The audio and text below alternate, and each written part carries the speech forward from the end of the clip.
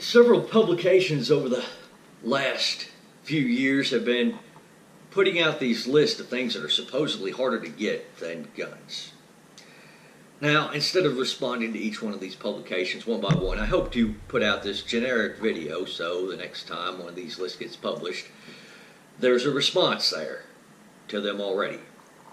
Likewise to individuals who want to make these claims. So, with that being said, let's start off with one of the things that's on the list. And by the way, I went through several articles and got several items off these lists. First off, voter registration. And their biggest complaint about this is that it takes so much longer to register to vote than it does to purchase a firearm. And really, the time constraint is the only thing they're citing. And with that being said, well, when you're voting, we're trying to prevent voter fraud, so that's one of the ways we do it, is with the voter registration. But when you go to the DMV, you get offered the chance to do what? Register to vote. Do they offer you the chance to get your concealed handgun license at the DMV? Do they offer you the chance to go to your local gun store and get a gun? No, they don't. Can you vote with a misdemeanor domestic violence conviction? Well, yes, you can. Can you get a firearm if you have a misdemeanor domestic violence conviction? No, you can't. So, hope to dispel that one. One of the other myths, and this one was cited by Obama, that it's easier to get a firearm than to get a vegetable. And this is a load of crap right now. What Obama is talking about when he's talking about getting vegetables versus firearms is he's citing an apples to oranges comparison here. He's citing the fact that all the regulations that are put down on the manufacturers, going from the manufacturer all the way to the grocery store. Which, by the way, if you want to make an apples-to-apples comparison on that one, when you're talking about firearms, firearms manufacturers and other FFLs such as dealers, there's a shitload of regulations they have to follow too. So would be more of an example of an apples-to-apples comparison when it comes to actually purchasing the firearm or the vegetable. There are rules going into purchasing the firearm. When it comes to purchasing the vegetable, I mean, there's not really much in the way of restrictions. A 5-year-old can go in there with $10, and I guarantee you nobody's going to deny him the sale of that head of lettuce. It's not going to be the same way with a gun. I guarantee you that one. Books. Another one people have cited, and usually when they're talking about this, they're referencing books that have been banned in elementary school. Well, here's the thing. If you want your child to be able to read that book, all you really have to do is go to the bookstore and pick it up, or get online and you can order it and have it shipped right to your house. The same cannot be said for a firearm. Marriage licenses, and they're citing a Florida law, the article that cited it is citing a Florida law that you have to either take a 4-hour premarital course or you have to wait 3 days for your license to become valid. So the hell what? If you're a felon, are you prohibited from getting married? If you're a domestic abuser even, are you now prohibited from getting married? No, you're not. In fact, we allow homosexual marriage in all 50 states now. The only real deal with marriage is, it really only has to be between two consenting adults. By the way, you only get married to one person in your life. Supposed to be how it works. Doesn't always work out that way, obviously. But again, the idea behind marriage is that you're only getting married to one person in your life, unless you're a polygamist, and that's how it's supposed to go. So, yeah, Florida, I guess, is going a little bit of extra steps on this one. But really, I mean, if you're truly in love with that person, is that 3-day wait going to kill you? I mean, come on now. So, given that, I think that 3-day wait is perfectly reasonable. Moreover, how many people have been through a divorce? Those things ain't cheap. It's real easy to get married. The divorce, that's what's going to cost you the money.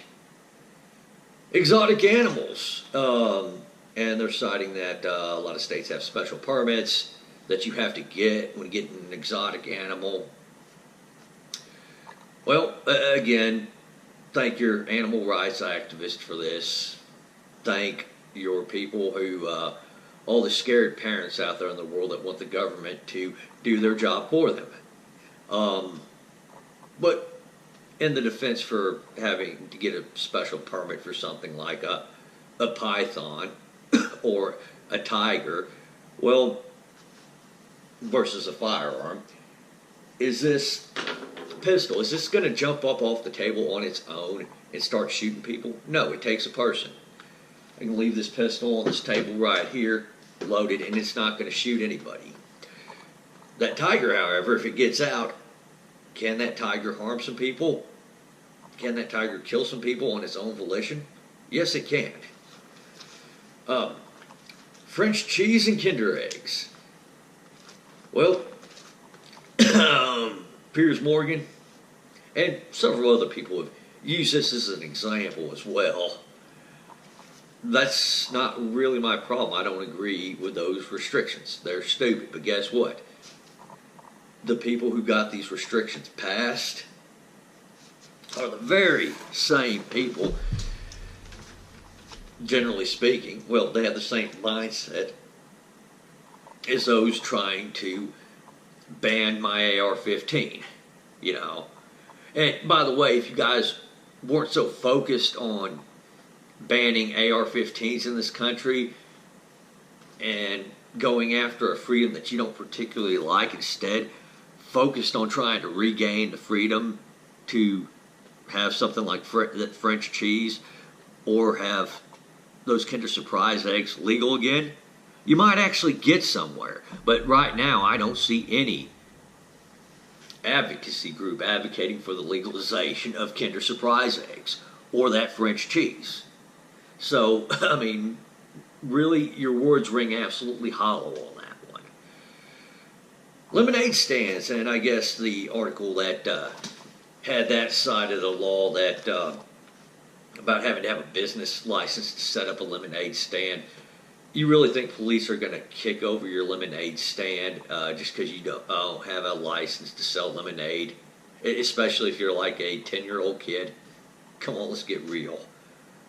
Moreover, again, this comes from the people who want to put out laws for your own good. So, with that being said, if you want to start a gun store, you got to get a license to do that. I guarantee you it's a lot harder to get a FFL and set up your own gun store than it is to get a business permit and set up your own lemonade stand. Lawn darts. Again, lazy-ass parents that want the government to police not only their kids, but everyone else's kids. Food stamps. And I guess some people were complaining that it's easier to go purchase an AR-15 than it is to go set up food stamps. Look, when it comes to food stamps, you're asking the government to pay for some of your things, like your food. You're petitioning to take money from the public treasury, right? Yeah, you should be expected to prove that you need those food stamps. You know what the easiest solution to this one is? Get a job. Abortion. Okay, I'm going to tell you this right now. I'm just going to come out and say it. If you think getting an abortion should be easier to do than getting an AR-15 or any firearm whatsoever, you're a very sick individual. The object of an abortion is to take another human's life. And that human's only crime is to be a fetus in the wrong mother. By the way, since we're on that topic, if a 14-year-old can't afford their own firearm, is an organization like Planned Parenthood going to pay for it? No. If Mr. Johnny that just turned 18 decided, that he needed his own pistol and couldn't afford it, which, by the way, you have to be 21 to purchase a pistol, but Johnny decided he needed a pistol for personal protection and couldn't afford it, is there any sort of government program where the taxpayers fund Johnny getting a pistol? No, there's not. License to cut hair. Yeah, some states have those licenses that you got to get if you want to be in the beauty industry. That's just life. Getting Hamilton tickets. Okay, you're talking about an apples to orange comparison here. The reason why you can't find Hamilton tickets is because it's a really popular play and they're sold out. It's not because the government is putting a restriction on you to where you can't go see that play. So, cry me a river on that one. Substitute teacher, becoming a substitute teacher. Okay, these article that cited that Florida had a fingerprinting requirement for you to be a substitute teacher. Well, guess what? You're going in there to teach kids for a day. People have to trust you with their kids while they're not around. So, I don't think it's too hard or too unreasonable to expect some fingerprinting and a background check done. Especially considering the fact that, if you're a firearm owner, you have to get a background check done on you. And in fact, usually several if you own more firearms or if you have a CHL. Sudafed. Again, not true. This is an apples to orange comparison here. First off, you can walk into the grocery store or the pharmacy at 18. Pick yourself up a box of Sudafed. You don't have to fill out a 4473. You be a convicted meth dealer. They're still going to sell you that one box of Sudafed. Not going to be the same way with a AR-15. Moreover, yes, I do think that limitation on how much Sudafed you can buy in a month is a pretty ridiculous thing there. That's a pretty ridiculous law. And no, it hasn't done a damn thing to curtail the making of methamphetamines. But again, if you want those limitations removed on Sudafed, perhaps you should start your own advocacy group instead of going after a freedom that you don't particularly like.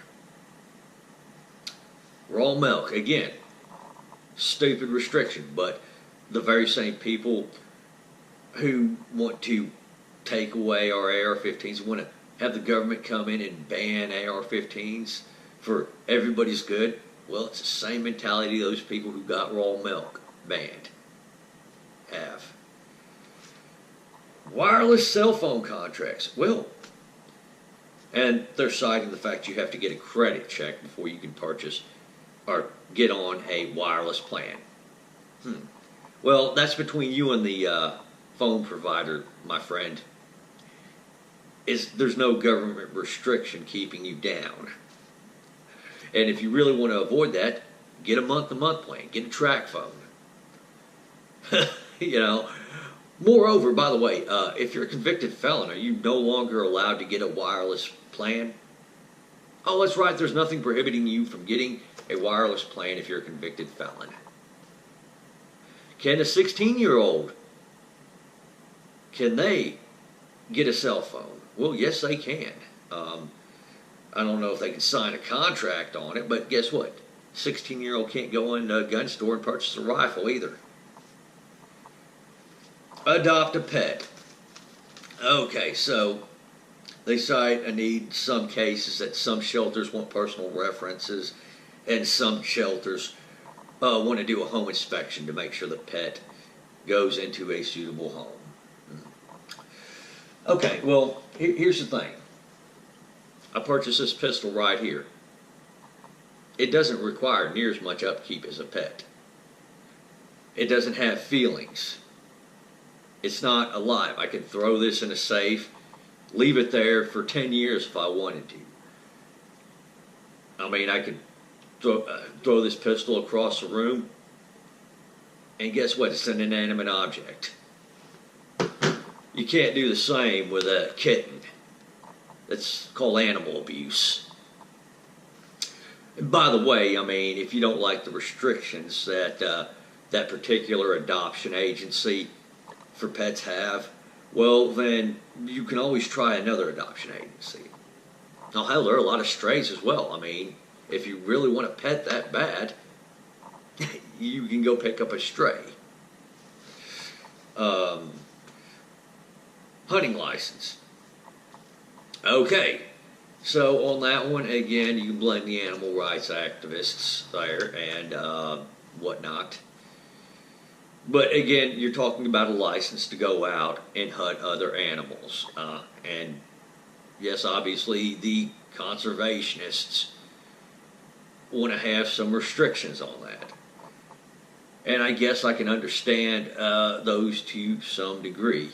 However, yes, I do agree that some of these game limits and stuff like that are a little bit ridiculous. But their complaint was that you needed to put your Social Security on your hunting license, whereas when you're going to get a firearm, your Social Security number is optional in most states.